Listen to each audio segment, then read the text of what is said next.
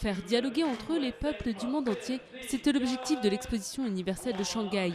Objectif atteint ici au pavillon américain avec cette rencontre entre étudiants américains et public chinois.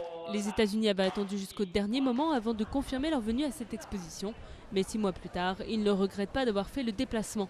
Le pavillon américain a attiré en moyenne 40 000 visiteurs par jour. La plupart de ces gens n'étaient jamais allés aux États-Unis. Beaucoup n'avaient jamais rencontré d'Américains. Donc pour nous, c'est une chance extraordinaire de donner un avant-goût des États-Unis à des gens qui ne savent pas grand-chose de l'Amérique. Le pavillon américain n'a pas été le seul à attirer les foules. L'exposition de Shanghai, qui réunissait 189 pays, a enregistré une affluence record de 71 millions de visiteurs. Une infime minorité de Chinois, moins de 5% de la population, a la possibilité de voyager à l'étranger. Pour tous les autres, l'expo est donc un merveilleux moyen de s'ouvrir au reste du monde.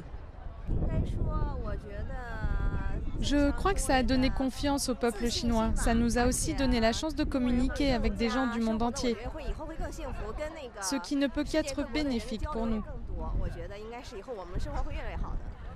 Comme cela avait déjà été le cas pour les Jeux Olympiques, l'exposition de Shanghai a été une formidable vitrine pour la Chine, qui a une nouvelle fois prouvé sa capacité à organiser sans accroc un grand événement. Nous avons choisi d'accueillir l'exposition mondiale parce que c'est le symbole d'une ouverture, de la renaissance de la Chine comme nation, mais nous aimerions aussi dire au monde que nous sommes un pays pacifique. Pendant 6 mois, la capitale économique de la Chine a vu défiler des dirigeants du monde entier. Le dernier invité de marque sera ce dimanche le secrétaire général de l'ONU, Ban Ki-moon. Il est attendu à Shanghai pour la clôture de l'exposition universelle 2010.